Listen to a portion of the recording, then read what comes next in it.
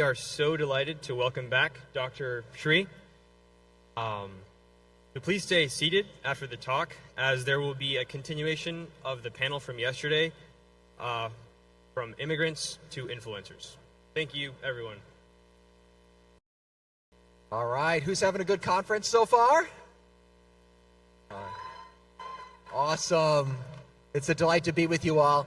This morning, we're going to talk about a really important topic. We're looking at leadership and how we can have greater influence out in the world, whether that, first of all, is in our own marriages and families, in our own homes, in our own friendships, in our own communities, in the workplace, and how do we bring our Catholic faith out to the secular culture in which we're living here in the United States.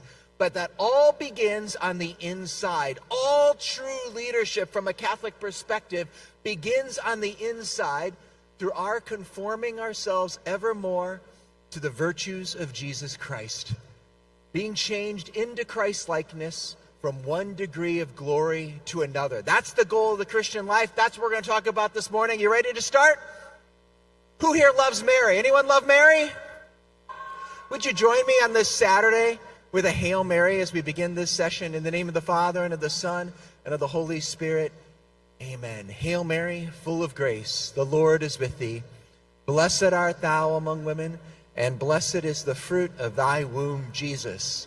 Holy Mary, Mother of God, pray for us sinners, now and at the hour of our death. Amen. In the name of the Father, and the Son, and of the Holy Spirit. Amen. I want to start off talking about airplanes. When I was a kid, my dad would sometimes take me on trips with him. He'd have meetings and conferences he would go to for his work, and he'd sometimes take me with him. And I just loved being a kid, being 35,000 feet up in the air. It was so fun. I always wanted the window seat, and I could look up above and see the clear blue skies, look down below when there were clouds below me. I just loved being on a plane as a little kid. And to this day, for my work, I have to do a lot of travel. I have to be on planes a lot, and I still get a kick out of flying. But let me ask a question here. I'm going to ask, in the front row, what's your name? Oh, I can't hear you, but I'll just say, okay, let's just say I heard you had to fly to Los Angeles next week for work. You have to fly to Los Angeles. What would you think if I said to you, oh, I love flying. I'm really passionate about flying. I get really excited about flying. Let me fly you in an airplane to Los Angeles. Would you get in a plane with me in the cockpit? No way, right? I don't have the skills of a pilot. Thank you for that. Now, another thing I want to tell you, my dad was a surgeon. My dad was a surgeon. I grew up meeting his patients. I grew up looking at pictures of his surgery. I grew up looking at anatomy books. And to this day, I still hold surgeons in high esteem. So I want to ask this sister in the front row, if you needed surgery, and I said to you, oh, sister, I love surgery.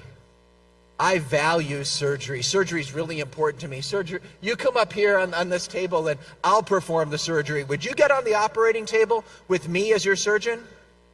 No way. I'm not that kind of a doctor, right?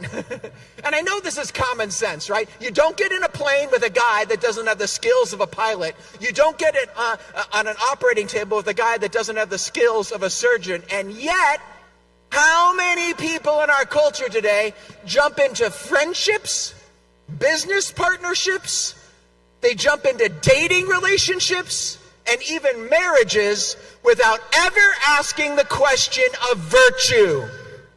Does this person have the virtue to love me? I want you to think of virtue as like the basic life skills that we need to love. The basic life skills we need to love.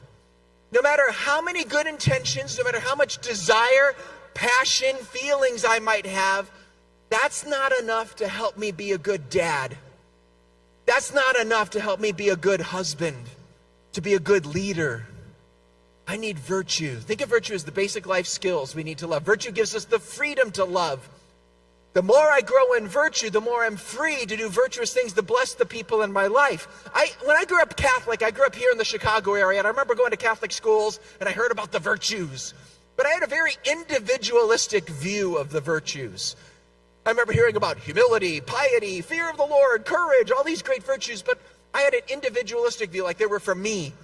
They were like badges of honor to be like a good Boy Scout for Jesus. I earned this badge, and now I've got temperance, and now I've got prudence, and now I've got fear of the Lord. I'm growing in these virtues so I can be a better version of myself.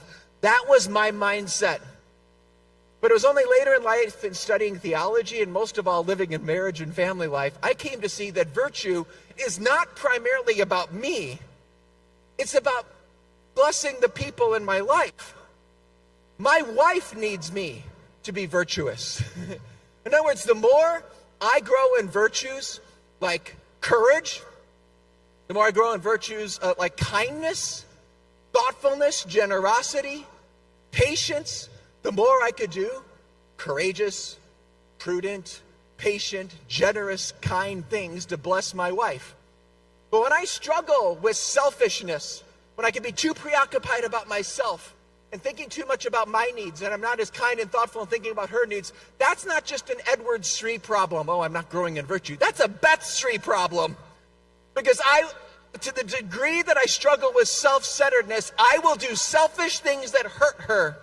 I don't want to hurt her. My wife's amazing. She's a wonderful woman, and I really sincerely want to love her, but I also know that my lack of thoughtfulness, kindness, getting out of myself, prevents me from loving her the way she deserves to be loved.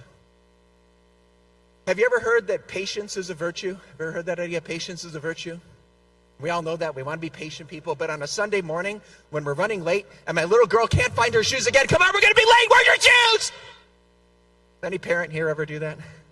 That happened in the Syro-Malabar, right, people? When I raise my voice, I'm too stern. I lose my patience. That's not just an Edward Sri problem. That hurts my daughter. And I love my daughter. She's amazing. I don't want to hurt her. And yes, I can come down and say, hey, honey, how did you feel when Daddy raised his voice? Yeah, I bet that didn't feel good. That shouldn't feel good. I shouldn't have done that. You deserve more than that. I'm sorry. And she might forgive me. But in the process, I've inflicted a wound. See, virtue gives us the freedom to love. And the more I'm struggling with virtue, the more I'm going to struggle in loving and influencing the people in my life. First and foremost, in my family, my colleagues in the workplace, the people in my community that I'm serving. I need virtue so I could be free to love and give the best of myself, the Catechism teaches. I'm going to give an example here. I want to share a story. So years ago, when we were newly married, we had one kid, and we moved into our first house. And in our house, we had a big backyard, and we had a deck. And gentlemen, what's the one thing I need to complete the picture? What do I need on that deck? I need the barbecue grill, right? I need the grill. So that's what happened. My folks, they sent us a nice housewarming present for our anniversary. They bought us a grill, and it was coming in the mail by UPS, arriving on a Thursday, and I was so excited. I went to the steak store that morning. I got my steaks, and I'm marinating them all morning, and then I'm so excited to grill on my new deck, on my new house, and I'm so excited. But let me give a little background here. Does anyone love Joseph? Any Joseph fans here? Any St. Joseph fans? Joseph is someone I want to imitate as a Catholic man, a Catholic husband, a Catholic father. But there's one quality of Joseph's I know I will never possess, and that's his carpentry skills. Joseph is really good at building things. I'm good at breaking things. And so that's the background of the story, okay? Are you ready? So I'm waiting for that truck to come with the grill, and it's 1 o'clock, 2 o'clock, 3 o'clock. Finally, it's almost 4 o'clock, and finally the box comes. And I'm thinking, I gotta get grilling here. So I gotta hurry up. So I get the box, push it through the house, put it on the back deck, and I open up the box, and to my dismay, I'm looking inside. There's not a grill inside this box. There was not a grill. You know what it was? It was a bunch of pieces with parts and an instruction manual. And I have to put this all together now, and I'm overwhelmed. I'm stressed already. I'm running late, and I'm not good at this stuff, so I'm trying to be really careful, methodically, putting all the pieces in the right order. Okay, these kinds of parts, group A, this kind of parts put over here, trying to keep really methodical. And then my little 2-year-old comes hobbling in and starts playing with the parts, and I'm like, honey, can you keep the baby out of here? I'm a little stressed out by this project, and But I keep trying to persevere, and I'm going at it. I'm about 45 minutes in and trying to put this grill together. I'm on step 16, and it's starting to take shape. It's starting to look a little bit like a grill. And then I turned the page, and my heart sank. Because suddenly I realized I skipped step 6. And now I have to go backward and dismantle the last 35 minutes of my work. I am fuming inside. Oh, I can't believe I messed up like this. I'm just frustrated, and I'm doing this. And at that moment, my wife comes downstairs. She's trying to encourage me, be a good cheerleader. Like, hey, honey, you're doing great. It's starting to look like a grill. You got this. And I'm like, I don't got this, honey. I got to go back to step 6. And I'm all stressed out now. And the baby starts coming in. And I'm like, can you keep the baby out of here? Have you ever been around people when they're stressed out like that? You don't want to be around people like that, right? And I realized that day that my lack of patience, or actually St. Thomas Aquinas would say, the virtue I was struggling with that morning was the virtue of perseverance. Perseverance, which allows us to persist firmly in the face of difficulty and not become discouraged, not lose our ability to pursue the good peacefully, calmly, joyfully. And I was bent out of shape that morning. But that affects other people. See, virtue gives us the freedom to love. The more we grow in virtue, the more we can lead the people in our lives and have good influence and help change the world. But to the extent I struggle with virtue on the inside, no matter what degree I have, an MBA, a JD, a PhD, no matter how much technical training I have in life, no matter how much I study the catechism or the Bible, no matter how much I have all this head knowledge, if I do not have the inner disposition to do the good, which is what virtue is, I will not be free to love the people in my life. If I had more time, I'd talk about soccer, but you can watch the World Cup. Messi's playing tonight. We're going to move on. I want to talk about virtue. Here's the definition of virtue: a habitual disposition to do the good. Do you know the 4 qualities of virtue? If you want to know, do I have virtue in my life? What are the 4 main qualities I need? This is right from the Catechism. This is from Thomas Aquinas, the 4 characteristics of virtue. First, do I do the good consistently? It's not enough to do it every once in a while. Do I do the good consistently? Do I do it easily? Do I do it promptly? And do I do it joyfully? Let me go back and look at these one by one really quick. Consistently. Do I do the good consistently? I think like a PGA golfer goes right up to the tee and he hits the ball down the fairway really far consistently. When I go play golf, sometimes I hit it down the fairway. Sometimes it's in the trees. Sometimes it's in the pond. I'm not consistent. Even though if I might get it right one time, doesn't mean I have the virtue of being an excellent golfer. Simply, do I do it easily? Is it easy for me to do the good? So let's say like you volunteered this last year in Lent to help set up the chairs for some event at your parish. Does that mean you have the virtue of Christian service? Maybe, but if that's the first time you volunteered in 7 years, then you did it once, the angels rejoice, God is happy, but you don't have the virtue yet. Do you do it easily when Father says, hey, I need some people to help set up the chairs? Are you the kind of person who's just like, oh, yeah, I want to do it because I do it easily. I do it promptly because it's just part of who I am. It's second nature. I'm the kind of person that likes to serve and likes to help. Or when Father says, hey, can some people come help set up the chairs? Am I the one going like this? I hope he doesn't make eye contact with me because I'm too busy. I got too much going on. I don't really want to do this right now. Do I do it with joy? Or is it like, well, it's Lent. I guess I got to give up something, so I'll go set up the chairs. We want to have the 4 qualities of virtue so that we can grow and give more of ourselves to our spouses, to our children, to the people in our lives. And I just want to keep hammering this point home. Virtue gives us the freedom to love. Because if we want to grow in virtue, we have to think about what's in London down in the subways, down in the tube, that little line, mind the gap. Why is that there? Why do they have those words there? Because there's a gap between the platform where you're standing and the train. And if you don't mind the gap, what's going to happen? You're going to fall. Here's my question, especially for mothers and fathers, husbands and wives, but for all of us as well.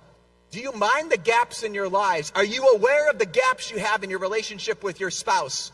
Your spouse keeps telling you something. I don't like being treated this way. I really want to do this. Or I was hurt by what you said, and I just keep rationalizing. I keep saying, that's not a big deal. You misunderstood me. Maybe I need to pay attention to my God speaking to me through my vocation.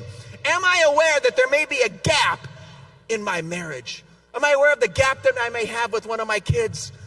That maybe there's a certain child that needs more of my time, more of my attention, just wants me to spend time with them, doesn't need me to give them a lecture, doesn't need me to give them advice. They just want me to know their heart and what their dreams are, what's going on the inside. Do I know what's going on the inside in the heart of my children? Am I aware that there may be a gap and maybe I need to spend more time cultivating my relationship with my daughter or my son than cultivating my career? Am I aware of the gaps in my life? Am I aware of the gaps in my relationship with God? That I pray? I say prayer sometimes, but I don't pray consistently. I don't make quiet time in prayer a priority in my daily life. I schedule everything else in my calendar throughout the day, but I do not, if I look at my calendar, I do not see an appointment with God every day. Am I aware that that's a serious gap? If I'm making time for all these meetings and all these appointments and all these errands, but I'm not making time for my God, how can I possibly give the best of myself to my family, to my career, to the people in my life, if I'm not grounding it in my relationship with Jesus and carving out at least 15, 20 minutes for Lectio Divina, Ignatian meditation, some kind of prayer in my daily lives? 3 ways to grow in virtue. I want to talk about 3 ways to grow in virtue. These are not Dr. Shree's 3 favorite things to talk about. This is right from the Catechism. It comes from Aquinas. 3 ways to grow in virtue. First, we have to educate ourselves in the virtues. We've grown up in a culture that does not know the virtues anymore. I just got back from Rome, and I was leading a pilgrimage around Italy. And you see this through all the beautiful churches around the world, where medieval churches, Renaissance churches, ancient churches, they tell the story of the faith, and they tell the story of the virtues. And everyone knew what the virtuous life was all about. But Pope Benedict tells us in our modern era, we have lost the art of living. We've lost the art of living. The problem isn't simply we don't know the Bible. The problem isn't simply we don't know the Catechism. It's much more challenging than that. We don't know the basics of how to live. We don't know how to live friendship. We don't know how to deal with conflict.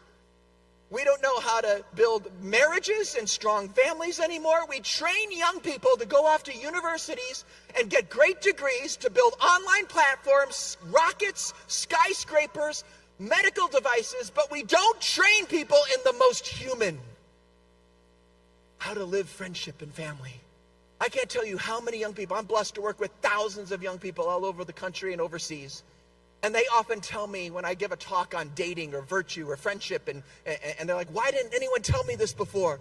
Or I talk about chastity and pornography. Why didn't anyone tell me this before? Or there's young couples wanting to get married and like, I don't know how to do this. I didn't see my parents have a good marriage. Maybe they split up, or maybe they stayed together, but they're not really close. I don't know what a good marriage looks like. We've lost the art of living. This was the basic ABCs. Everybody knew the 4 basic virtues we need to live life well.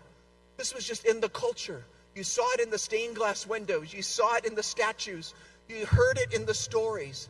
Everybody knew the 4 most basic virtues.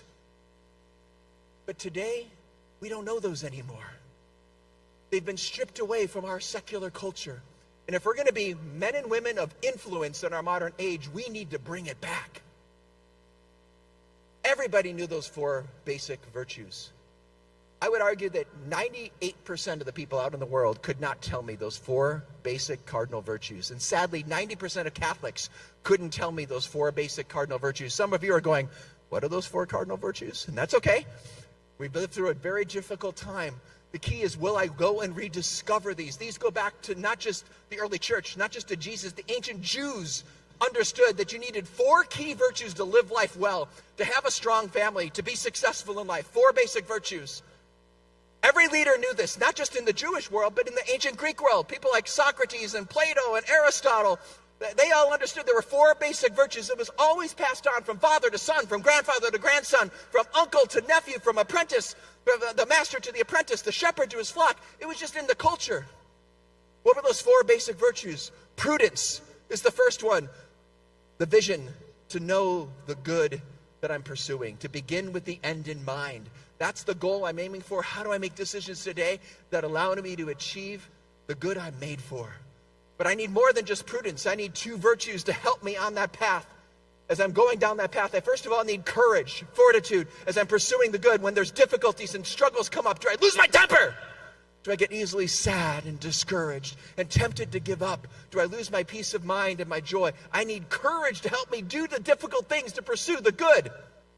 And I also need a virtue called self-control or temperance, because when I'm pursuing the good, I might be distracted by cool things over here and this beautiful movie and this pleasure and money and sex and drink and food and all these pleasurable things that aren't bad, but they can distract me from keeping me on the good that I'm meant to pursue. And finally, I need the virtue of justice. As I'm pursuing the good, I continue to fulfill my responsibilities to God and the people in my life as I'm pursuing the good. These were the 4 basic cardinal virtues. 95% of Catholics could not name those 4 virtues. 95% of them, even if you know those 4 virtues, do you know the 3 things you need to make a prudent decision? Do you know the 4 key virtues you need to be a courageous man and instill courage and fortitude in your children? Do you know the basics? This is the ABCs that was passed on. We've lost the art of living. We need to get it back. We need to educate ourselves in the virtues and pass it on to the next generation. Secondly, we've got to apply a lot of effort, the Catechism says. We can't just study it. We need to put it into practice. And thirdly, and most importantly, what I want to close with in my closing 3-4 minutes here is we have to learn to rely on God's grace. We cannot do this on our own. We are fallen, wounded by original sin. No matter how much I study, no matter how much I try, I'm going to fall because I'm weak. I'm going to fail in many ways. I need the life of prayer. And that's what I'll close with here. Is the most important thing to grow in virtue. Yes, I need to learn about the art of living, the virtues. Yes, I need to put it into practice. But do I take that time each day for prayer? Do any of you struggle in prayer? Do you ever get distracted? Does your mind wander? Do you ever feel like you're not sure what you're doing in prayer? I want to encourage you. Because when I'm calling you, inviting you, as God is inviting you to spend time with him in prayer every day, not just saying prayers like the rosary, not just reciting things from a book, not just reading, turning prayer into study hall. All of those are good things in your life. But God just wants to know your heart. He wants you to come to him as you are with your needs and begging him, Lord, help me to be a better dad. Help me with this relationship with one of my kids. Help me with this situation with my spouse. Help me with this thing going on in the workplace. I need to rely on God's grace in daily prayer. St. Catherine of Siena, when she wrote a letter to somebody who was struggling with prayer, she said to them that the reason they might be struggling may not be because they're not trying hard enough, but it might be because the devil is trying to discourage you and get you to think that your prayer is not pleasing to God. And she explains that the devil wants to get us to not pray. He'll even exploit our sincere desire to pray well and our acute awareness that it's not going well. He'll get you to think you stink at prayer, you're always distracted, your mind's always wandering, you're falling asleep, you're always restless, you're not good at this, everyone else is better. Why bother praying anymore? If you ever have those thoughts in your head, no, they are not coming from God. They're coming from the enemy who wants to keep you from that life of daily prayer. And one of the things Catherine goes on to say is that one of the things we can always do, no matter how our prayer life goes, our performance in prayer is secondary to simply just showing up. Am I going to carve out that time every day to be with my God in my prayer? Now, there's so many other things I wish we had time to talk about here. I'll close with this story. Years ago, my daughters wanted to get a Mother's Day gift for Beth, and they went and picked some flowers in the backyard or in the field behind our house, but they didn't pick a beautiful bouquet. Do you see this bouquet of flowers? It didn't look like that. You know what they picked? They picked a bunch of weeds. And if you picked a bunch of weeds, what would you pick for Mom? What kind of weed looks like a flower? Dandelions, right? It kind of looks like a flower. That's not what they picked for Mom. You know what they picked? They picked thorny, spiky weeds, like they came out of Mordor, put them in a vase and said, "Happy Mother's Day! These are for you, Mommy!" And what did Beth do? Did she go, "Oh, those are horrific! Why are you giving that to me?" No, she just smiled and said, "Oh, thank you, girls." Because she saw what was in their hearts, not what was in the vase. What was in the vase was just a bunch of thorny, ugly weeds. But what was in their heart was a desire to give their mom a beautiful gift, to please their mother on Mother's Day. I want you to know that in your life, you may look back at your life in areas you feel like, "I'm not virtuous." Or maybe when you show up for prayer, you feel like your prayer isn't good, it's not pretty, it's not beautiful, it feels like a bunch of weeds. I want you to know that your Heavenly Father sees not what's in the vase of your performance in prayer. Did you concentrate enough? Did you say the right words? Were you fervent enough? Your Heavenly Father delights in you. He delights that you're coming. He doesn't care about what's in the vase of your prayer. He cares about the vase of your heart. And you taking time to be with him each day, he will fill that vase with his love and his life. So, my friends, I wish we had more time. This is all that I've been talking about are these two books here. The Art of Living, if you want to learn about the virtues and you want to pass on the virtues to the next generation, this is easy to read. Many high school kids are using this. Even some grade school kids were using this, I know. So it's easy to read with great stories to recapture that art of living, the tradition of the virtues that we need to pass on to the next generation. I have that book available, as well as if you want to grow in your prayer life, to rely on God more, to be the leader God's calling you to be, you can check out my book, When You Pray, which is a book not about prayer, but one to use in prayer as you're growing in your relationship with God day in and day out to get started with a daily prayer life. So as we transition here, again, this morning's theme is the heart of leadership. What we're going to do is now transition to the topic of immigrants to influencers. We know that many of your family members have come to the United States, and you've come and you've been successful, you've established yourselves.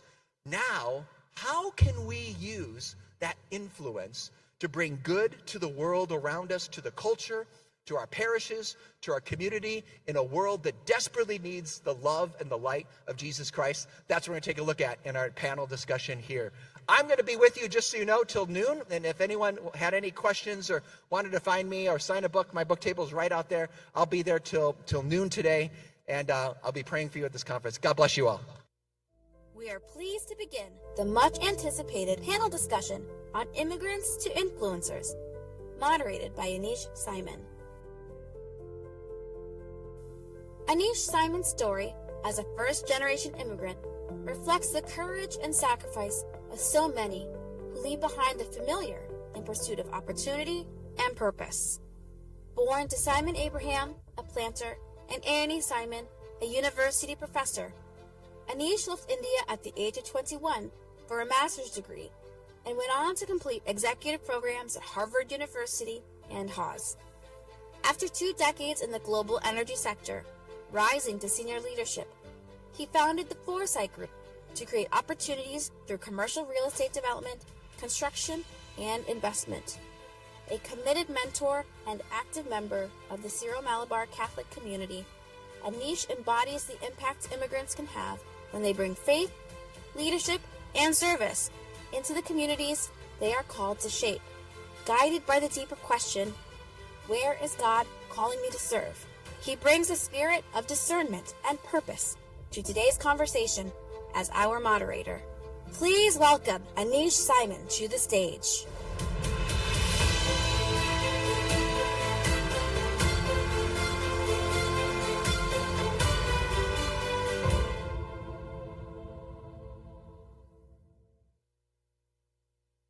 Our first panelist is Sister Dr. Jocelyn Idathil, one of 5 children born to Philip and Rajama Idathil, who immigrated to the United States in the 70s. Philip served in the Indian Navy before transitioning to a career in real estate, while Rajama worked as a nurse. Sister Jocelyn pursued an exceptional academic path, earning a dual MD and PhD degree and entering into internal medicine. In 2016, she responded to a deeper call, entering religious life with the Sisters of the Imitation of Christ, the Bethany Sisters, integrating her vocation as a physician with a consecrated life. Today, she serves as an associate professor of clinical medicine at the Temple University Hospital, where her work extends beyond clinical care into medical ethics, chaplaincy, and the human dimension of healing. An internationally recognized speaker, Sister Jocelyn's life is a compelling witness to the integration of faith, science, and service. Please welcome Sister Dr. Jocelyn Idathil.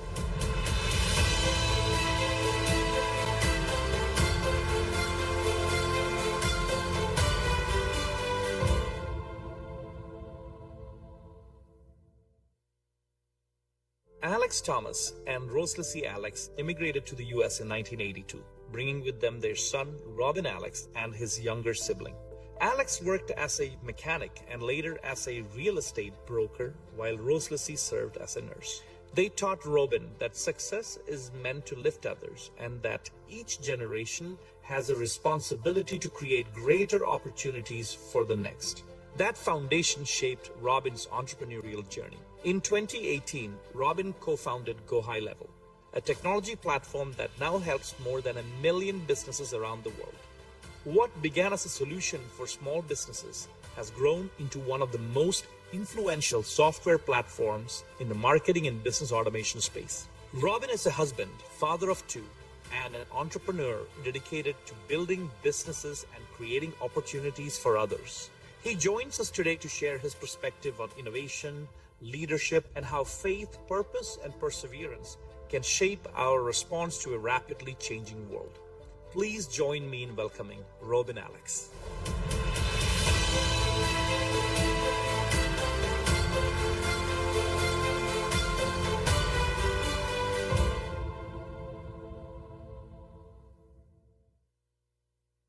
Our next panelist, Femia Lucas Marur, is a wife, mother of 8 beautiful children, homeschool educator, and homemaker with a deep passion for faith, family, and culture. Born to Philip Lucas Puthenprel, a machinist who later moved into business, and Dolly, a nurse, Femia was raised in a home where education was deeply valued, hard work was expected, and where faith and family formed the foundation of daily life. Femia holds degrees in philosophy and theology, along with a Master's of Arts degree in the history of Christian thought and philosophy of religion. After working as a high school theology teacher, she chose to devote her energy to her growing family and the sacred work of forming hearts, minds, and souls. Through her vocation as a mother, educator, and woman of deep formation, Femia reminds us that one of the most powerful forms of influence often happens quietly in the hidden, faithful, and the ordinary moments of daily life. Please join me in welcoming Femia Lucas Marur.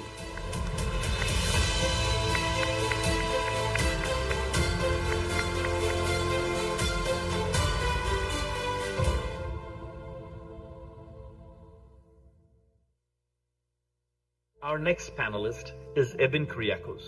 Eben is a son of Kyriakos Chako Tundiparambu, a machinist, and Mercy Kyriakos, a nurse who immigrated in the late 80s. Eben learned early that success entails responsibility to serve. Over the past 15 years, he has built a distinguished career in government and economic development, beginning in Cook County government and now serving as the Chief Strategy and Innovation Officer for the World Business Chicago. Eben was recently named among Chicago's top 100 CEOs and C-level executives. Eben remains deeply committed to his faith community, having previously served on the first national team of our diocesan youth apostate and serving as pastoral council secretary for the eparchy. Inspired by the sacrifices of his parents and deeply engaged in both civic and church life, Eben brings a unique perspective on how we can help shape the future of communities, institutions, and cities we call home. Please welcome Eben Kyriakos.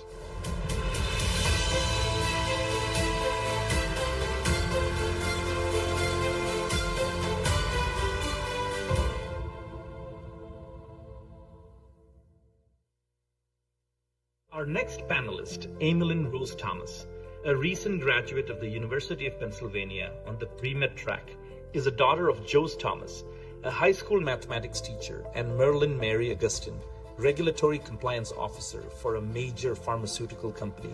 They immigrated to the U.S. in 1998.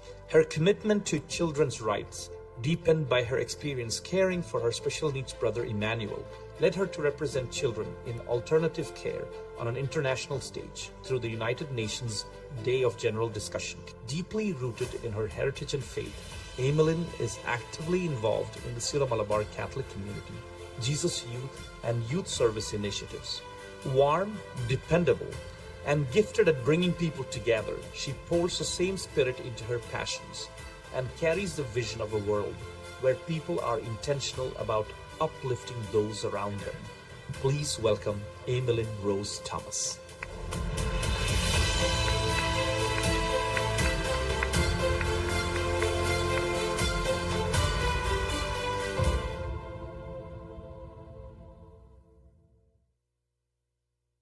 Our next panelist's parents, Jojo and Susan Olikil, immigrated to the US in the late 80s. Jojo worked as a manager with the Illinois Secretary of State, while Susan built a career as a chemist and quality control manager. Together they raised 2 children, notably Illinois' 16th District Representative Kevin Olikil. Kevin learned early the value of responsibility to both family and community. These formative influences would later guide his path into public life. Kevin earned a degree in biology and later continued to earn a law degree. Before being elected to the Illinois House of Representatives in 2022, he dedicated his career to nonprofit service, community organizing, government work, and advocacy, always focused on expanding opportunity and strengthening neighborhoods. Welcome, Representative Kevin Olikil.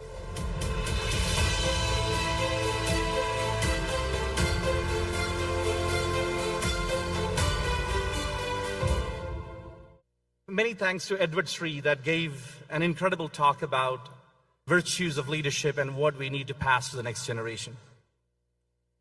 When I stand here, first of all, I want to thank the organizers for giving me the chance to put together this panel. But when I look at this panel, it's a very proud moment. It should be a proud moment for all you parents. What you saw is the incredible success your sacrifice has helped these panelists to achieve. And that's a result of the sacrifices that you have made. So thank you very much.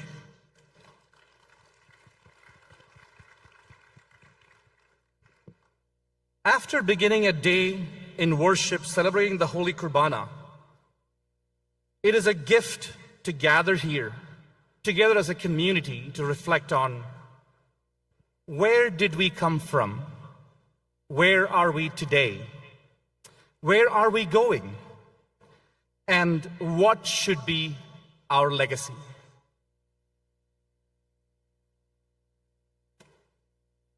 All of us know the immigrant journey of sacrifice, leaving everything known behind us for the unknown to chase better opportunities for the future generation.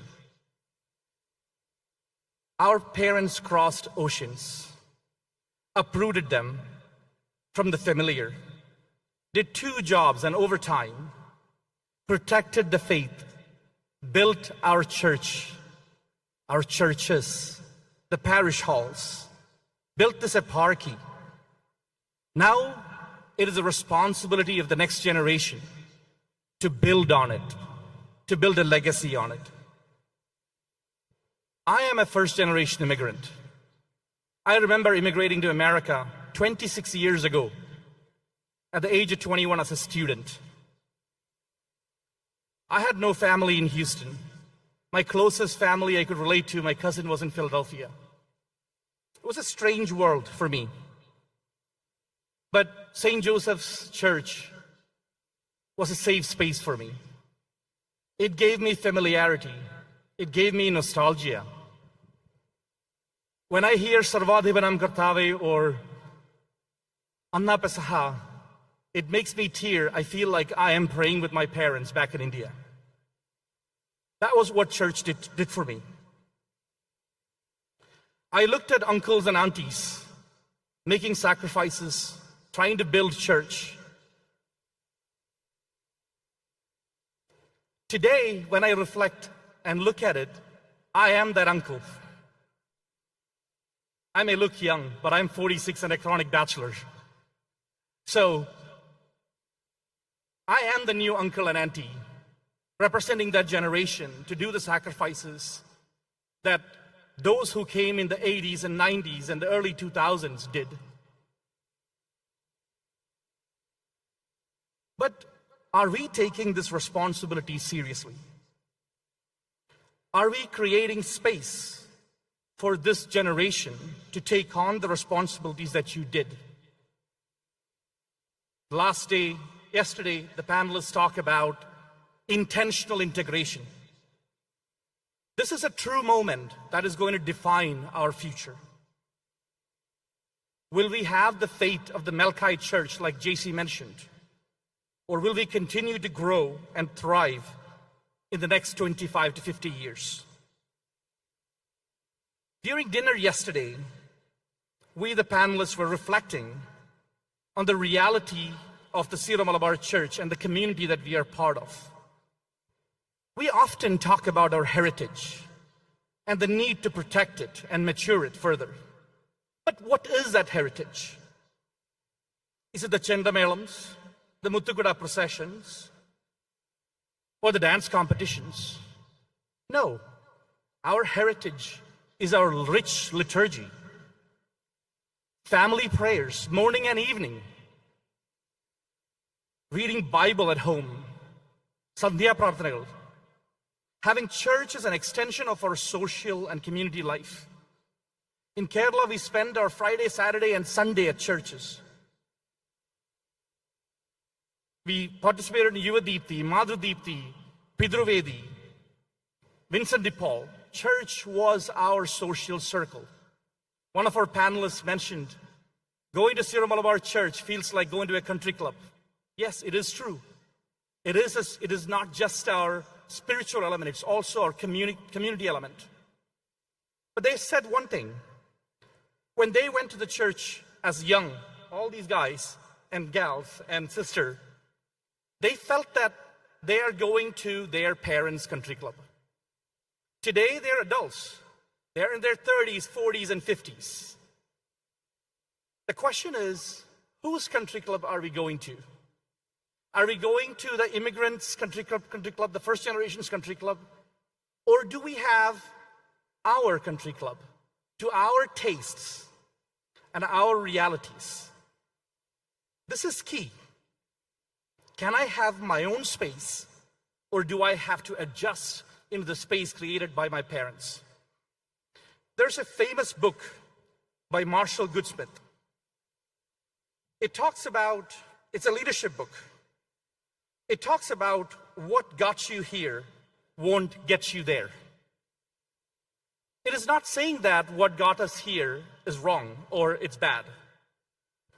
The habits, the skills, the behaviors that made you successful at one stage could often become the very things that limit your success at the next stage. This is something that we have to ask ourselves. Are we ready to reinvent? Are we ready to create spaces for your next generation and your legacy? So as we evolve through our immigrant journey, from success to significance, through stewardship, and eventually to our legacy, we have to ask ourselves, are we creating space for our next generation to build on? That is the spirit of today's conversation. We are blessed with us a remarkable group of panelists, each representing different expressions of influence, service, and vocation. They're all integrated very much into the fabric of America, the Promised Land. So today, I invite all of us to listen, not only for their impressive stories, but for wisdom. Listen for the moments of struggle, discernment, sacrifice, and grace. Listen for what God may be asking of our community in this next chapter of our journey. With that, let us begin our conversation.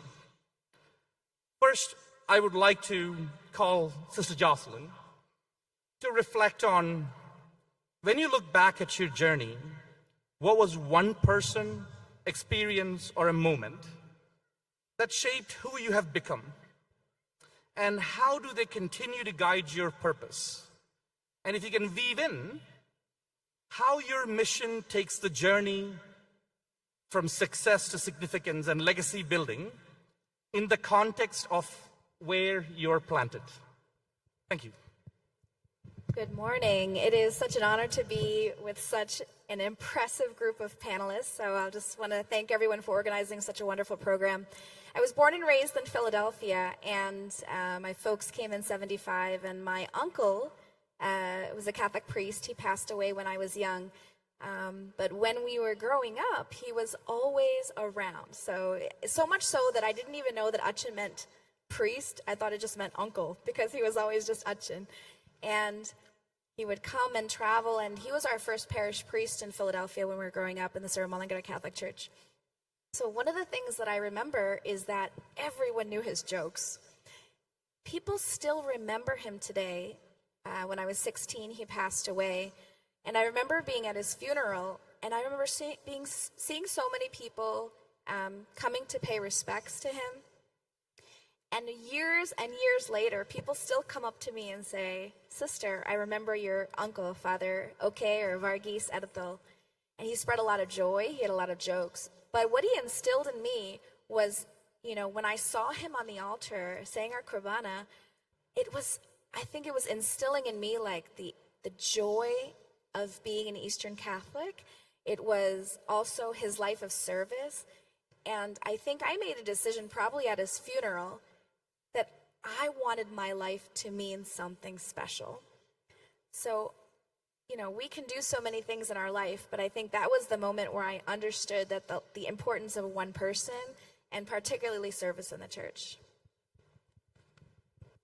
Thank you very much. So, if I build on that, Femia, you have a very unique vocation. When you look back at your formation, who do you identify as the one person that has shaped you to be who you are? I would say, again, thank you for having me. It's such an honor to be here. The person that comes to my mind always is my maternal grandmother. She was educated up until the 10th grade. She was top, I always hear stories about her being the top of her class, very brilliant, very smart. But, at that time, her father decided that it was time for her to get married. She was, pushing 16. And so, she complied and she married my grandfather. But I grew up seeing the incredibly brilliant woman she was. I mean, she was a homemaker. She was at home with her family. They had a farm. She helped manage all of the ins and outs of that. She was meticulous. She had excellent taste. She was an expert at making the smallest things so incredibly beautiful. And I benefited from that because when I saw her doing those things, it reminded me how these insignificant things can be so important, because it made me feel so special because of that extra time she spent in that. So for me, seeing that, this woman, her children would always kind of make fun of her and say, oh, if Appachan hadn't come along, she would have become the Chief Justice in India. And, they'd always make fun of her, but it's really kind of rooted in truth, because she could have done anything. She was so smart and so brilliant and such a powerful person, but she chose to do the small things with such care and determination. And it showed me that, I could do anything. And it always made me ask myself the question, what will I do? And whatever it is that I did, I would put the same level of effort and love and care into those things. Thank you very much, Femia. Robin, let me build on that. You have a different journey. You're an entrepreneur. You have the capability and you have the vocation to change people's lives today. When you look back, what inspired you, what shaped you to be the person that you are today? And how does the country club help you in that journey? I think my journey was definitely different than most. I grew up in the Dallas church, Garland. And, looking back, going to church was really, a great place for me to really build that community aspect into it. But I think deeper than that, it was truly my family that really molded me. Growing up, we were a very tight-knit group, and a lot of them are actually here out today, so I'm kind of nervous. This is the first time I'm actually speaking in front of my family, which is kind of new for me. But nonetheless, growing up, being very close and watching them problem solve in the good and the bad moments, those are the moments that really shape me. And so as I've grown and gone throughout my career, watching that, trying to figure out how can I bring the good value in serving as many people, and then bringing it back to my family, and then continue to create that, just kind of brings it back full circle. And that's just now what I'm really just trying to devote my time and attention to, learning from what my parents built, as well as the church and the community. Thank you very much. Kevin, any thoughts to add to that? You're totally in the public service space. Yeah, I think this is a really important question, and the person I think about the most, one person I think about is my aunt, Chinema Oloko. She's in the audience today. She came to the United States in the early 70s with my dad's oldest brother, Matthew Oloko, and he's a person I think about every single day when I do this job.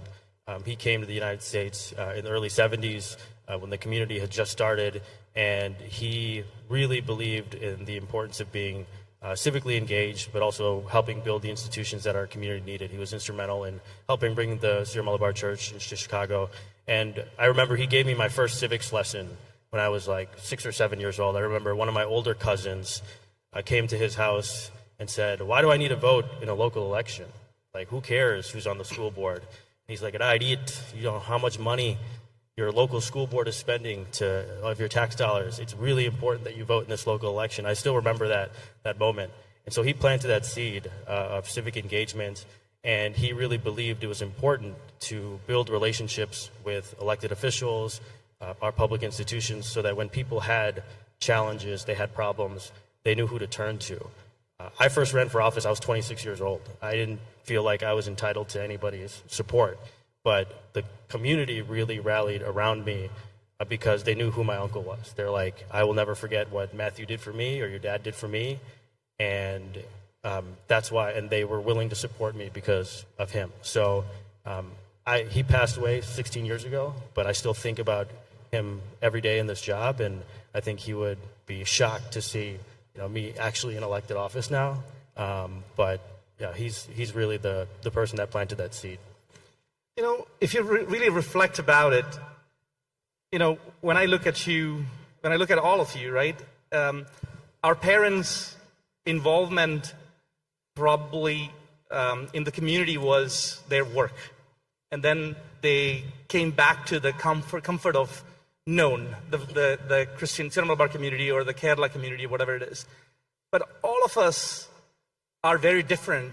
We have more integrated into the American fabric than how our parents were. But you have to recognize that, and that's what you're saying. You are where you are today because they set that bridge for you.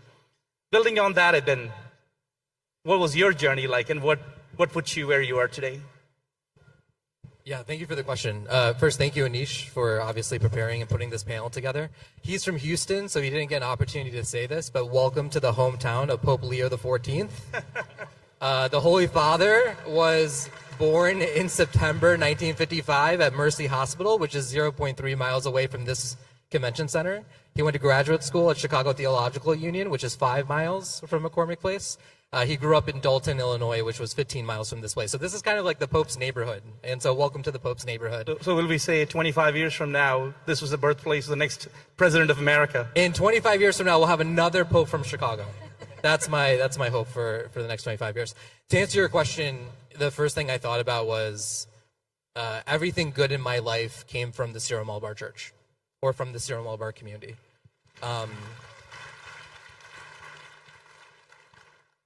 I had the worst fear of public speaking. I got through that when I altar served the English Qurbana at the Chicago Cathedral. My leadership skills is because there were a lot of Achins, religious sisters, uncles, aunties, and youth who invested in me and who mentored me. And so when I think about the richness of our community life, the values of our faith tradition, and how that's made me to the person I am today and the leader I am today, it was extremely influential. And I think there's a lot of gifts in community life, especially in our Syro-Malabar community life, that we don't fully recognize, that has a really deep impact on our young people. And I think that's what's so beautiful about kind of the vocation that we have here in the States. Thank you very much. Hopefully we'll have the next Pope from Chicago. Maybe Houston will compete. Chicago first. Emilyn, what are your thoughts when you reflect on your journey and who you are today? Who shaped you? Yes, so first of all, I would also like to say hello and thank you. This is such an honor for me, standing amongst this wonderfully brilliant panel is a little nerve-wracking, to be honest. And when I was reflecting on this question, there's this idea of mentorship in life and your role model being someone with age and experience. But truly for me, my biggest role model, my biggest inspiration, who drives me is my little brother, a little 15-year-old boy who is the truest example of God's mercy and God's love. So to give a little bit of background, my little brother Emmanuel was born with a rare genetic condition. Only 500 people in the world have his condition. And when I was a little kid, I questioned God. I was like, why him? Why our family? Why must we go through these struggles, hold these burdens? Why must we limit ourselves in this way? And I remember thinking this for so long and kept asking this question of why. But then all I would need to do to ground myself would be to go into his room, look into his eyes, hold his hand, and see his smile. Through all of the hardships that he's been dealt, all of the pain that his body has gone through, all of the medical mysteries that he has somehow survived, he has so much peace in his expressions. He's never cried, he's never screamed out in anguish. He smiles anytime he sees his family or friends. Another beautiful thing is that a lot of Achins here that I've met in the past few days have come to our home when they visit Philly. I'm from Philly, shout out, Philadelphia. When they come to visit our hometown, a lot of these priests come to our home to pray for Emmanuel. And during this convention weekend, I've been able to meet them, and they still to this day ask me, how is Emmanuel? We are praying for him. The fact that so many people still care about him, the fact that he is still being prayed over, he is such a true inspiration to my life, and the only reason why I have the confidence to speak up here. He is sitting at home, voiceless, but I want to be his voice. Thank you very much. I wanted that first 15 minutes to reflect on who inspires us to be who we are today. And all of the panelists reflected on their family, the community that they were brought up in, and how that influenced us. So the Syro-Malabar Church has done it right. The community has built the next generation. So thank you very much to our parents, the first generation, who made this happen. Now, moving on to the next phase. Eben, when you look at the first generation, their challenge was survival. I talked about 2 jobs and overtime. For the generations that followed, like us, perhaps the challenge is influence and responsibility. We have been given opportunities. And we are here because of their sacrifices. And when you look at our next phase of significance and stewardship of these opportunities given to us, what does the community need to do to take our role in the spaces that we are at? And what does that look like? I love this question because when I was preparing for this panel, I came across this interview with the CEO of Microsoft, Satya Nadella, and he born and raised in Hyderabad, now CEO of Microsoft. And someone asked him what were sort of the pillars of the Indian American community behind its success. So what were the ingredients when you think about a successful Indian community here or a Malayali community here in America? And he thought about it, and I loved his response. He said there was 3 pillars. It was education, family, and community. And everyone here knows the premium we have as a Syro-Malabar community when it comes to education, family, and community. What's also interesting is the 3 challenges across these 3 pillars. So for education, what's been really kind of fascinating is getting a little technical here, but just doing some research. Math and reading scores have gone down for grade school kids because there's too much screen time. And education, higher education, colleges and schools are being really challenged right now in this post-COVID environment. And then when we think about family, one of the greatest drivers of poverty in the United States is single-parent households. And so the importance of family life in 2-parent households in the United States. And then when we think about community, even with all the technology and social media that we have, people are experiencing really desperate levels of loneliness and being kind of scattered or in disconnected communities. So in the 1960s, on average, you would have 4 to 5 best friends. Right now, it's 1 to 2, right? So friendships are declining, which is a really weird thing to think about. Then I thought about it across the Syro-Malabar context. So when I think about education, I think it's really powerful, the culture of catechism that we have in the Syro-Malabar Church. And yes, it's really important to have academics, but putting young people to learn about the sacred sciences, spirituality, liturgy, the faith life. The second pillar on family is our parishes are built for families, but most importantly for multi-generational families, right? So like even when I was at this convention, I saw my Holy Communion 2nd grade teacher here, right? He saw, I grew a beard since the 2nd grade, and he saw me, and he immediately recognized me and treated me with like love and respect and prayers, and it was so good to see him. You know, so many uchins and uncles and aunties and old friends who are here today, and it's in the Syro-Malabar context that we have this really rich multi-generational opportunity. And when I thought about community, the first thing I thought about was in the cathedral, we have an 11:15 a.m.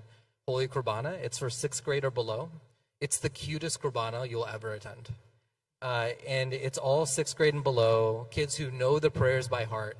And I'll never forget, all the altar servers are very young. They're 6th grade or below. And there's one altar server who, I attended 11:15 Qurbana one time. There was one altar server, and the kotina, the altar server garment, was too big. It looked like a parachute. And he was kind of waddling like a penguin because he didn't know how to wear his kotina. Sorry, quick tangent. He was so nervous, this cute little altar server. He was so nervous when he went to the microphone. So he went to the microphone. He had to bring the microphone down. He's too short for the podium.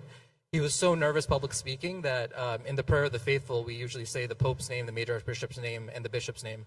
And he said Pope Joy, Major Archbishop Joy, and Bishop Joy. So for that one Sunday, Mar Joy was the Pope, the Major Archbishop, and the Bishop. And it was really incredible. Congratulations, Bishop Joy. And one of the reasons why I love that moment is because even in some of the most sacred responsibilities that we have as a parish, assisting the celebrant, we give it to a 6th grader. And so what's really beautiful that I see in these principles of education, family, and community is a really distinct tradition in the Syro-Malabar Church that we have for our young people, a multi-generational community, and even some of the most important responsibilities to the church, we give it to young people. So next time you do a procession, give an umbrella to a young person and tell them you have a role to play here. When we think about our ministries, let's continue inviting our young people because we need their voice and we need their energy. And Syro-Malabar has to continue being a place like that. So when I think about the future, if we can remain true to these 3 pillars, I think there's a really bright future for the Syro-Malabar Church in the next 25 years. Thank you, Eben. Femia, when you look success to significance and influence in the context of your vocation, how do you see significance in the quiet, spiritual, or the family-centered way that you look at it? I think the reflection there has to be on the question or on the word significance, right? Significance can be colored in so many ways. And I think especially in the context of today's world, sometimes it can mean, something outward, something that is big and powerful, impactful to many people. And maybe it is in some contexts.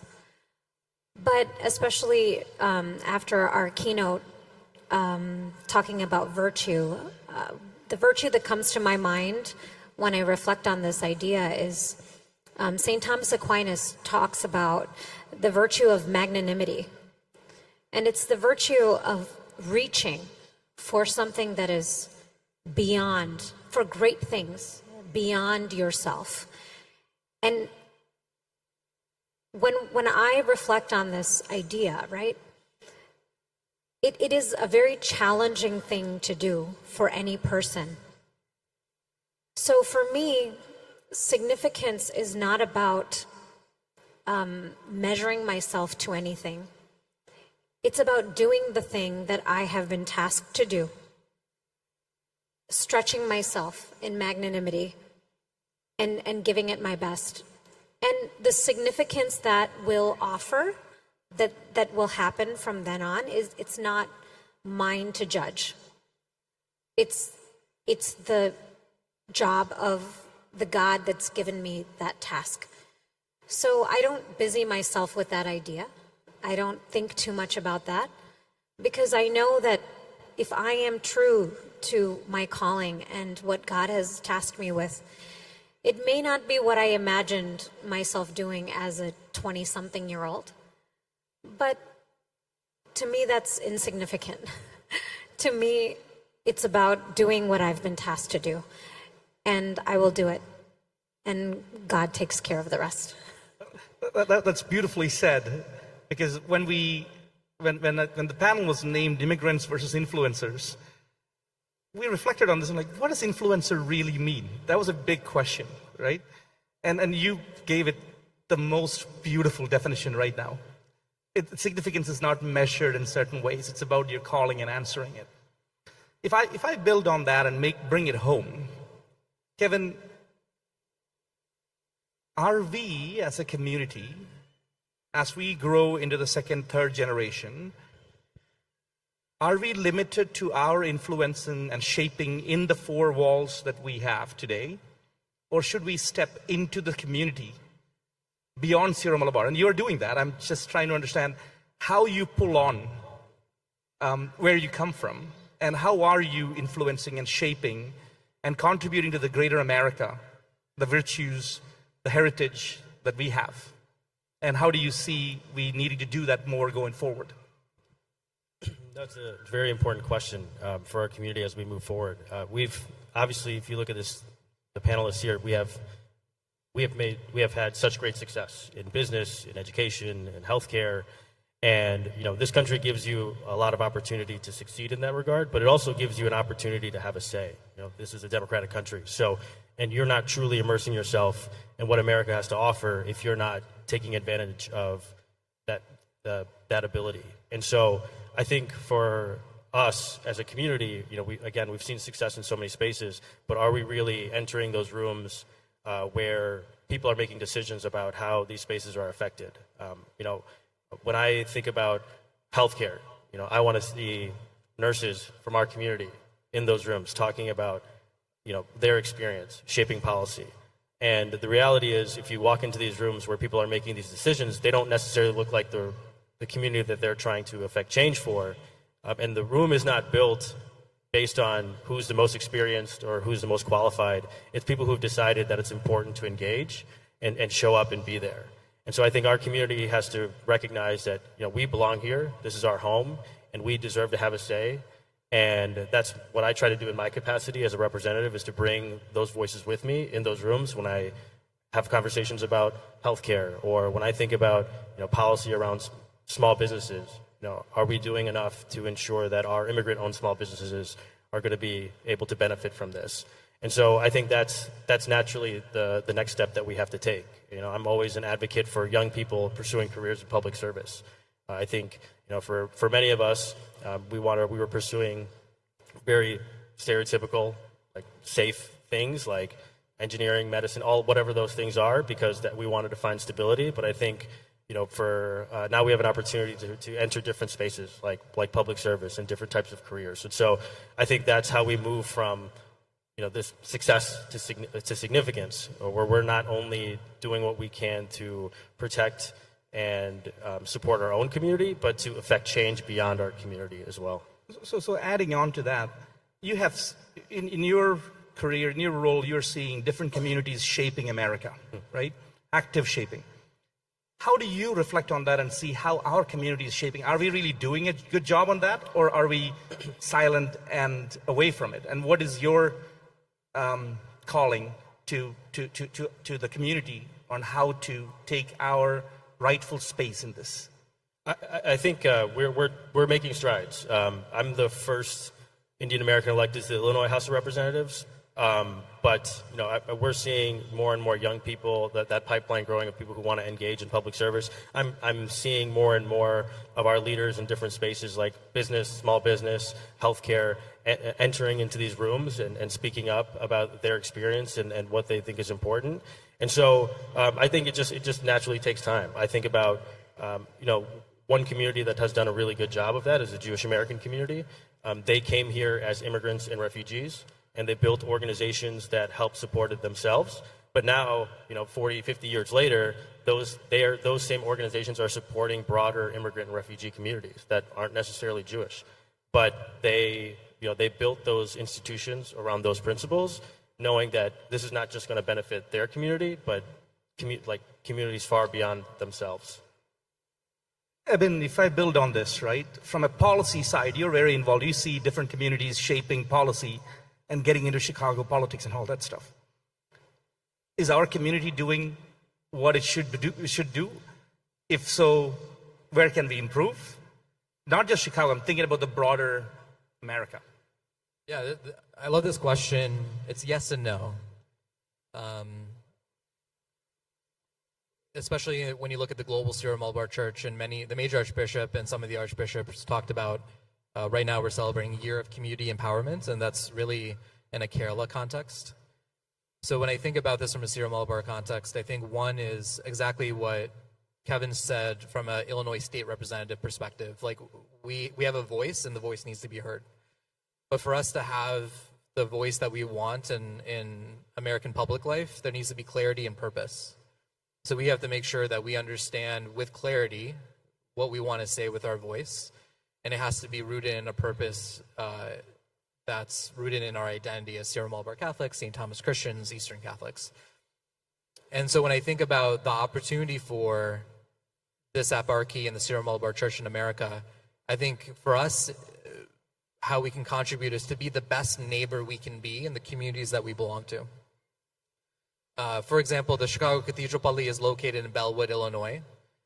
Most people in Bellwood will know the cathedral for parking issues and doing fireworks on the wrong day, July 3rd or July 5th, never on July 4th, right? We need a better relationship with our neighbors. And one example that I thought that I love, one story I really love is that the Melkite community, which is our Eastern Catholic brothers and sisters from Lebanon and the Middle East, they have an eparchy in America too. They've been here for a very long time. They have a parish in Miami. And in that Melkite church, it's surrounded by a Latino Hispanic community.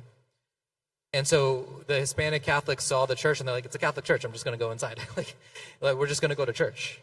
And this church only celebrates Divine Liturgy in Arabic and English. Over time, the bishop asked the priest if he can learn Spanish, and now they offer Spanish liturgy every Sunday. So the local Miami newspaper interviewed the Melkite bishop and asked them, can you tell more about how this all happened? And the bishop had a very direct and clear response. He said, I'm a bishop of the Universal Church. I'm a bishop of Jesus Christ. If people walk through my doors, I have a responsibility for them, regardless of who they are. So they walked in my doors. They were attracted to our liturgy. They were attracted to this church. And so I have a responsibility for the souls that walk into my church. He had clarity and purpose. There was no doubt about it. And so the one thing I hope for the Syro-Malabar Church in the next 25 years is that we open all our doors and we open all of our windows. My good friend Brian Mundical is here somewhere, and he loves to say that the first 25 years of the eparchy, we experienced a real estate boom. We built all these churches. All of us built all these beautiful churches and missions. I believe the next 25 years, you have to open them all up and open the doors and kind of be a good neighbor. Wait to see how the world interacts with the Syro-Malabar Church, and make sure the Syro-Malabar Church, specifically this Chicago eparchy, is equipped to respond and be a good neighbor to the communities that are attracted to us. And the last thing I'll share with you is the National Eucharistic Congress. In the 1970s and 1980s, our pioneers celebrated Holy Qurbana in basements and Latin Rite churches and chapels in a very kind of quiet way. A couple years ago, Bishop and our Achin celebrated Holy Qurbana in English at the National Eucharistic Congress, one of the biggest events for the American Catholic Church. We celebrated a full Qurbana in English. We didn't hide, we were out there, and we shared the truth, beauty, and goodness of our divine liturgy to the the American Catholic Church.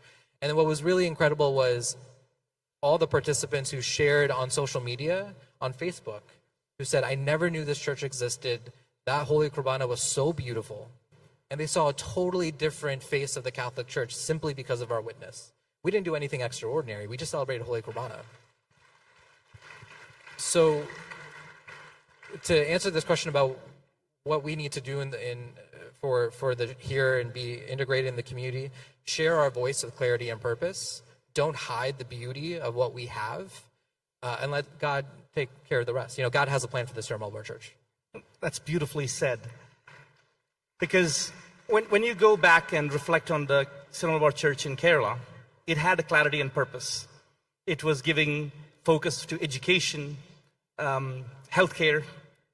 When people migrated to the Idukki and all that area, they provided liturgy there, right? The church was there to build beyond just spiritual aspect, there's also the aspect of providing community and that envelope to it. So you put a good question. Do we have clarity on our mission and purpose for the next 25 years? And is that something that we should be challenging ourselves as second generation to the church leadership in defining that? Yes, we should be challenging. Something you reminded me of, Major Archbishop and a couple of other of our visiting bishops mentioned these stories. 50 years ago, they gave Syro-Malabar missionaries were given a map of North India, and you had CMC sisters, you had MST fathers, you had all these religious congregations. They were given a map, and all they were told was, go here and evangelize. No money, no infrastructure, nothing. And look at the incredible impact of the Syro-Malabar Church in North India and the missionary impulse that it has, right? And so when I think about what we need to challenge, I think the challenge for us is going to be making sure we can discern God's plan for the next 25 years. I always think about a young Jacob Angadiya Thachin in Pala, where his bishop, Mar Joseph Balikam, back in the 1980s, went to a young Jacob Angadiya Thachin and said, I want you to leave your hometown and I want you to go to Dallas. And I'm pretty sure his first response was, what's Dallas? He was 38, 39 years old, and he was given this impossible work, this impossible job to come to America and organize the Syro-Malabar communities. I remember I heard a program with an Eastern Catholic bishop, Bishop Kurt from the Byzantine Church, and he was talking about when he was ordained a priest, he was given an assignment for a very small community in remote rural Texas. And he was in charge of a Byzantine community that was a Byzantine Catholic Church, Byzantine community in Texas, which was only 100 families. And it was very small, it was not very organized, but his responsibility was to be the first mission director. He did that for a couple of years. His bishop told him to go to Rome.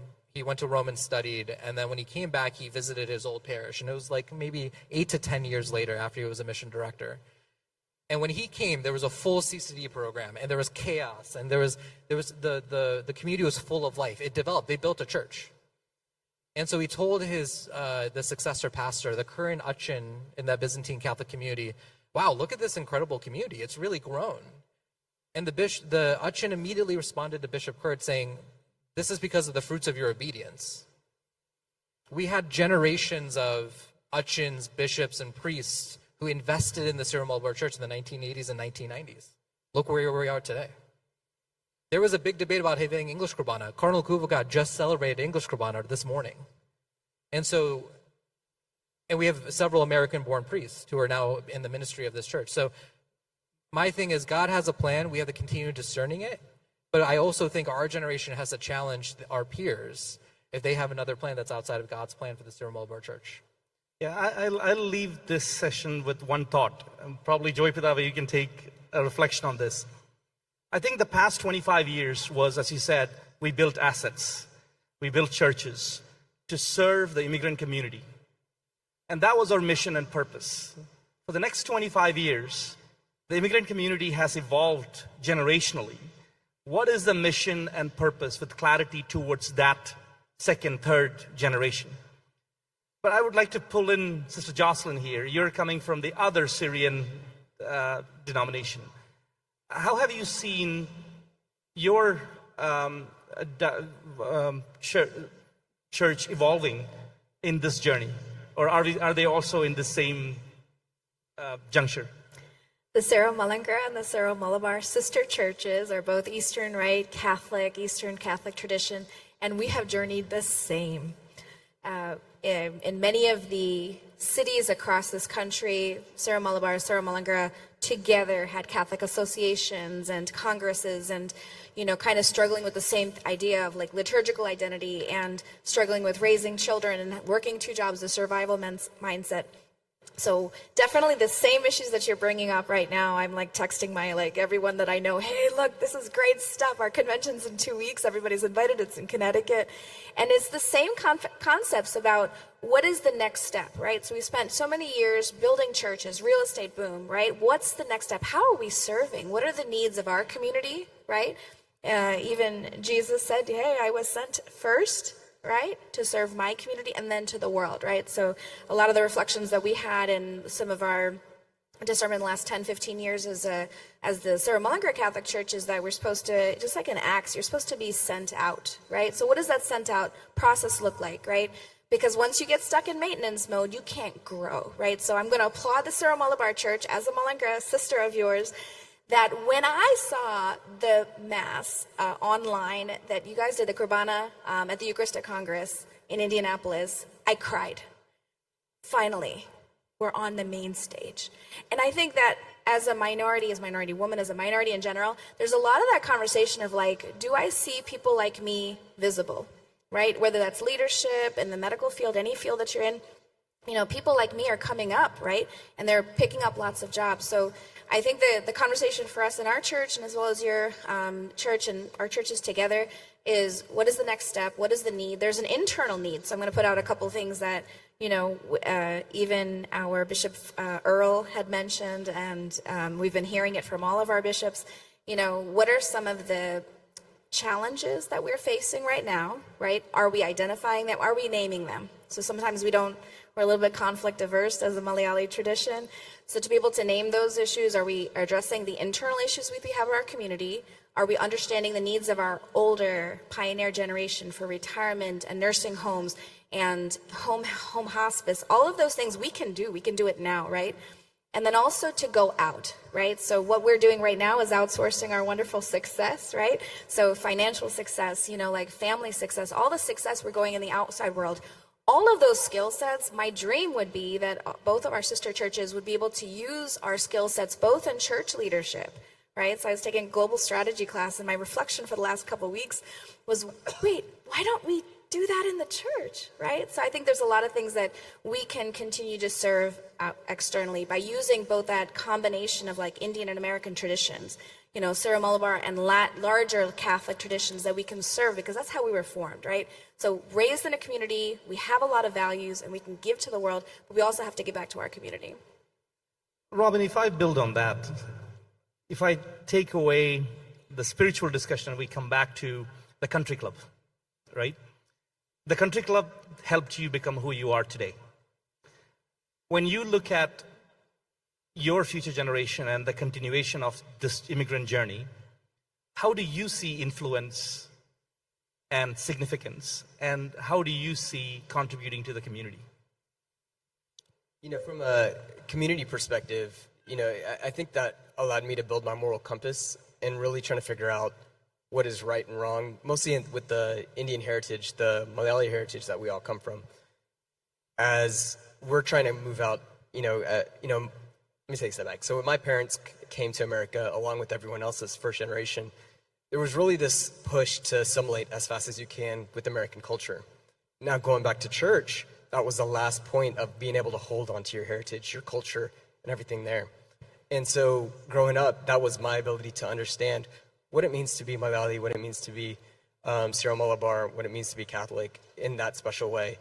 As we've gotten older, I think the question now is, how does the church start assimilating? How does that start filling in that gap that people are looking for as we've started to move away from those cultural needs? And so I think that's kind of the big challenge that we're all facing, and what hopefully that we can all push to help with the next 25 years.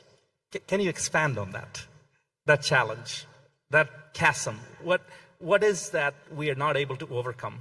And what do you see as that we should intentionally do to overcome that chasm? Yeah, I think there's a duality that's happening. The first generation that came in, this is their last point of refuge in many ways of that cultural holding that they want. And then when you have the new generation who wants to take the lead, the empowerment, and really take over, it's really difficult. I mean, I was reflecting on this last night. It's, the analogy I think about is as you're growing up, us here on stage, we're living with our parents, and we're living in their home. And of course, it's our home as well. But as we get older, we now want to spread our wings and now get our own home, right? And we can't go back to our parents' house saying, now it is my home, I'm taking over. For all the homeowners here, the older parents, you're not going to give up your master bedroom. So from that perspective, I think we're all looking to create our next version of what our home looks like.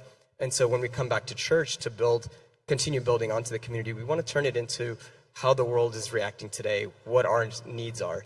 And at the same time, the duality is that they still are attending, this is their refuge, their home. They still want to hold on to what feels right for them.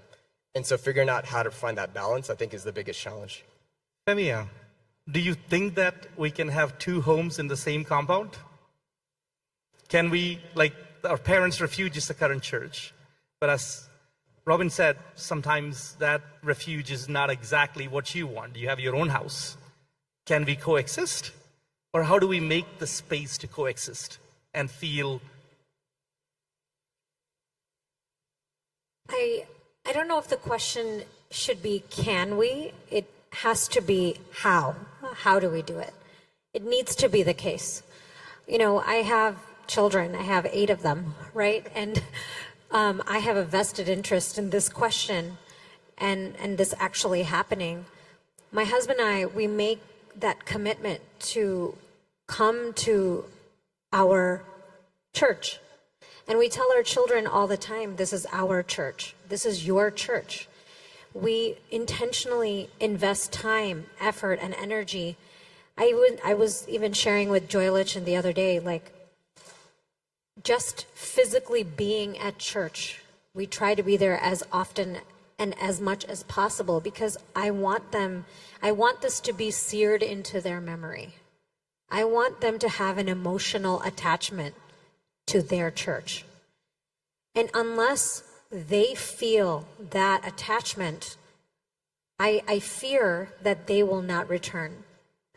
Because if it's purely a social element, right, they can hang out, we've seen this in our generation all the time, is that they will reach a point in their life when they can have their social whatever outside of the walls of the church. They can hang out with, once they start driving, once they're out of college, they can do whatever, they make their own choices. But it's my job as their parent to instill in them that this is your church. This is where you belong. Now, how do we do that? I think it has to be a collaborative effort. I think it will be painful. It will be challenging, but it is the most important work. There is no growth without pain. And so significant to, when we're talking about the next 25 years, to have that clarity, that vision of what it is that we want. Do we want our children here? And then we have to be intentional about the choices we make and the ideas we push and the fights that we have. And you know, like in any situation, right, in any relationship, I think sometimes, especially as Malayalis, you know, we are very, we are kind of averse to conflict, right? We like to be very polite. We like to be very respectful. And sometimes that conflict can come off as like, you know, almost disrespectful. But I think what's important here is to remember, I think, is that that conflict can be a moment of growth. And we had to push at it. We have to push forward. Amy, let me bring you in here. You left for college. You are in that transition, which is like, where are they? Are they coming back to church? Why are they not coming back to church? We talked about we must have both houses in the same compound, right? So how do you feel about it? Okay, so I think I'm going to tackle this question in two ways. One, yes, I did just spend 4 years of my life living on campus at school, not being able to come back as much as I wanted to for Sunday Qurbana. But for me, I want to echo exactly what you said, and that's why I was agreeing with you so much as you were saying that. My parents instilled that in me. The idea of our church being my home, that is ingrained into me. And exactly what you were saying. I have so many memories of the altar, of the CCD hall, of the CCD rooms. Even today, when I was getting nervous about this panel, I looked to my 8th grade CCD assistant teacher to calm my nerves. He reminded me that my church is first and foremost my home, regardless of where else I am in life, regardless of how much I travel or how far away I go. The church is where I come back to. And I think the second point, and when we're talking about how can we have two homes in this compound, if the youth in our pali feel a certain injustice has happened in church or feel angry towards not being given enough opportunities as youth, or if we get frustrated with our trustees or our uchins or our parish council, live in that anger. I've been getting, slightly frustrated with whatever happens in choir. I'm in Philadelphia Police Choir, but I don't let that anger just make me turn away. I think I was talking to Sister Jocelyn about this yesterday. If I have that anger and that frustration, that means that I still care. I think the reality for a lot of youth is when they feel that sense of, I'm frustrated with our church, I don't have a place, I don't know where I fit in, they want to leave. And they want to go to somewhere that's easier and somewhere where they just, have to show up on Sunday. But if you have that anger as youth, I call you to act on that. And of course, speak with love, speak with respect to your elders, but don't leave because you feel frustrated. Don't leave because you feel angry. I think there's so much room to grow if we keep pushing.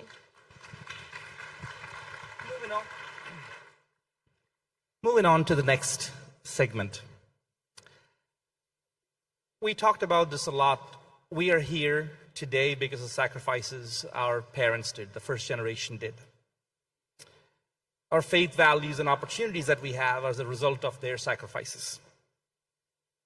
As we look towards the second, third, fourth generation, next 50 years, what legacy do we hope to leave behind?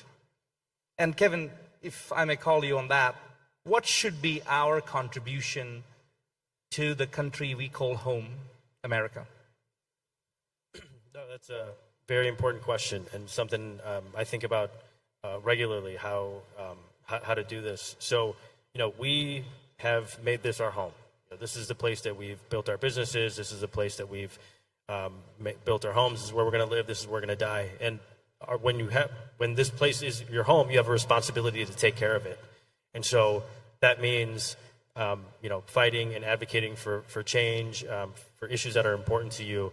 And, I think we built a lot of institutions to preserve our culture and our heritage, to give ourselves a home in a foreign place. in a few hours, I'm going to go speak at a South Asian dance organization, an organization that's trying to make sure that young people feel this connection to their heritage and have opportunities to learn the South Asian cultural programs. And I think that's a beautiful thing. I think that's something that we're always going to have to figure out, is how we're going to make sure that the next generation of kids feels that connection to their homeland. But also, how do we build institutions and support organizations and institutions that make life better for us here too. I genuinely think this country would be better and function better if our community was engaged in the policy and decision-making process. There's a old saying in politics, if you're not at the table, you're on the menu. And so I think things would be better I think our healthcare policy would be better if South Asian nurses were in the room having conversations about what decision we're going to make. I think our economy would be better if our immigrant small businesses had a voice at the table. And so I think that is, that's the next step that we have to take. And, that's something I think Eben said it really well. We have to decide how we're going to approach that issue with clarity and purpose as a community. Eben, if I may bring you in. Whenever I go to Syro-Malabar Church, what I feel is like our eyes are still back to Kerala, helping Indian missions, doing things in Kerala. And we completely are plugged out of the reality that we are, our communities around us. Do we have a responsibility to the communities that we are part of? And how would we build our legacy in being part of that society in America? It's a great question. I came across this article that was an Eastern Catholic bishops gathering in Europe, and one of the themes that they focused on was our vocation of responsible identity. And they talked about it in three ways. One is our relationship to the motherland. And so what's extremely important, especially for the Syro-Malabar Church in North America, is we need to be contributors and advocates for the Syro-Malabar missionary work that is happening in India, because it's extremely valuable work, and we should be focusing our efforts and our time, talent, and treasures to empower that. Especially now, when you look at our major archbishop, who was previously the bishop of Shamshabad, which had a mandate to evangelize all of India, right? That's a massive task, and we should be contributors to that. The second responsibility was your commitment to your homeland. So where we are today. Right, so we planted the seeds. We have deep roots. We're growing, and so we need to ensure that our parishes and missions, like I said before, are strong neighbors, wherever we're based. Right, so the Syro-Malabar community in Tampa, I think years ago, did a monthly meals program where they distributed meals to local neighbors. I know the St. Alfonso Parish in Atlanta, I think 5 years ago, did adopt the highway, and so they're responsible to clean here. I know our own Thomas Hutchin at the Cathedral Pali volunteered at the Bellwood, Illinois cleanup day, right? So those simple gestures make a lot of sense when you think about commitment to homeland. The third principle is our gospel mandate, preach the gospel. And especially for Eastern Catholics and Eastern Christians, something that's really an advantage or a special strength that we have is accessibility to beauty. And so people see real beauty in our tradition, in our prayers, in our faith life. One of my favorite stories was years ago, our young seminarians used to be trained at St. Joseph College Seminary, which is no longer in Chicago, but that's where Rajiv Hutchin, Kevin Hutchin, Melvin Hutchin, I believe, did their college seminary. And once a year, the rector and all the seminarians from St. Joseph College Seminary come to the cathedral to attend Qurbana, just as a kind of an immersion experience. On that specific Sunday, this was years ago, on that specific Sunday, we were doing a feast. So obviously for every feast day, you have chicken curry and bread. And so I was sitting in the lobby, and we finished English Qurbana, and the rector of the college seminary, who was an American priest, he walks in, and I saw this train crash happen in front of me. He walks in, and there was a young kid with a plate of chicken curry running. And the young kid with chicken curry was running, didn't pay attention, hit the rector Hutchin. And all the chicken curry went on Rector Hutchin's pants. And I'm freaking out. And I go up immediately to Rector Hutchin, and I'm just like, I'm so sorry. I have the worst fear. I'm like, Rector Hutchin is not going to allow any more Syro-Malabar seminarians in his seminary. We put chicken curry all over his pants. This was a horrible experience. So I'm freaking out. I'm getting a napkin. I'm trying to help Rector Achin. And I'm apologizing too much. I'm like, Achin, I'm so sorry. Like, this chicken curry is actually not that spicy. Don't worry about it. And he paused, and he's like, what are you apologizing for? He said, when you think about, in the next line, he said, I'll never forget, he said, when people talk about the church being fully alive, they have to come to a Syro-Malabar church. I saw chaos on a feast day for the Cathedral Pali on Sunday. Rector Achin saw a church fully alive. And so our simple witness of our Eastern Catholic faith, living the St. Thomas Christian way, is something that we can contribute positively to America. All right, we are running out of time, so I want to wrap up. So thank you for all your contribution. Thank you for sharing your stories. I just want to leave with one thought. It's quite eloquently said, we have to have both houses in the same compound. Look at the panelists. This is the result of your sacrifice. And this is the future of the church. We have to create space for them. And they are no more youths or young adults or English track. They are the future of the church. So I hope our next 25 years will be building on what we built the past 25. And we will build on to build the legacy on the sacrifices our parents did. Thank you very much.